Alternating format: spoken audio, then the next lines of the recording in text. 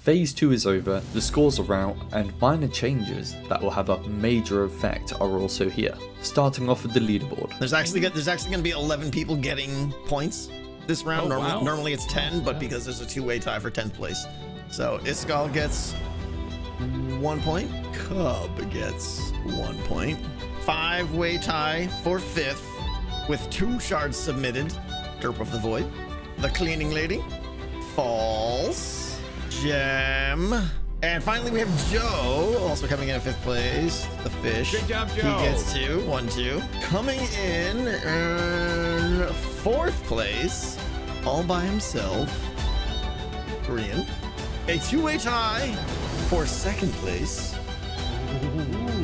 between Ethan, Scar.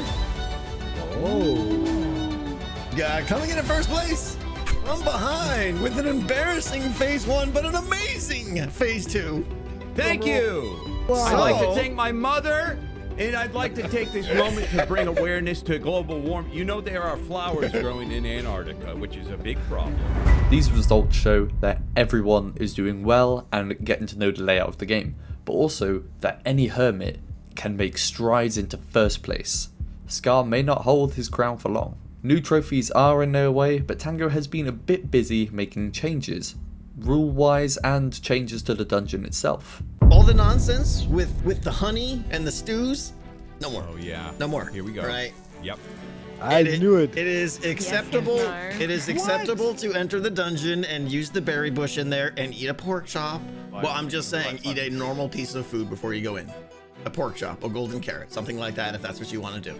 Basically, with this rule, some players were stacking enormous amounts of honey and stew to get saturation bonuses. While all players can technically do this, he does see this as an unfair advantage. Wanting to keep things simple, he asks hermits just use basic food to keep everything on the same playing field. But this next change is actually quite interesting, as it is a result of a video that I've previously covered. Now, is Etho here? There's now a limitation on the number of treasure and frost embers that can be retrieved from a single level per dungeon run. Now, that number is substantial, and most of you should never hit that number. Okay? What's the number? I'm not gonna tell you. You'll figure it out. And again, you're not gonna. What? A maximum amount of embers and Does it just stop or what? It'll just stop giving it out. Yes, it's basically just because. Yes, we know why. You're encouraged to go deeper into the dungeon. Now, this is a good change, as Tango said it will push people deeper into Decked Out. But as Etho's Phase 2 run showed, the value of artifacts between the medium and the hard runs were, a lot of the time, very close.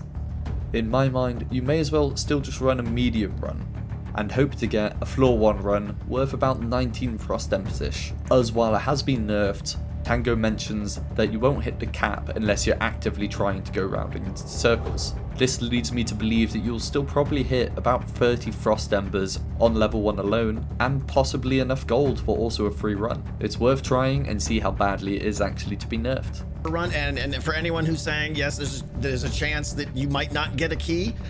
That chance is 350,000 to 1. And finally, there was one change to a card. Yeah, I know. Reckless charge. You'll be happy though. It's not as bad as you might think. All I did was change the time. So instead of 12 seconds, you have 8 seconds to hit a shrieker. So it should still be good. That's just gonna make me sit there and camp at shriekers. So that's gonna do. If you want to sit there and wait for your reckless charge to be played for 3 minutes, go for it. Now, I'm a bit unsure of this last change, as Hypnotize just said that it will in fact entice people to stay in one spot for longer. I believe this card could have done with a bit more of a punishment, but Tango seems to think it's balanced, and we'll just have to see how this affects their runs. But now for the few dungeon changes that were made towards the end of Phase 2. Tango in this phase seems to love making water hazards, making pools that spill everywhere, blocking the hermits but also blocking ravagers, keeping them in awkward places, and more pillars for the hermits to hide away from ravagers. These changes may seem small but will actually be quite effective. What do you guys all think about this direction that the end of Phase 2 has brought? And how do you think it will affect the hermits in their future runs?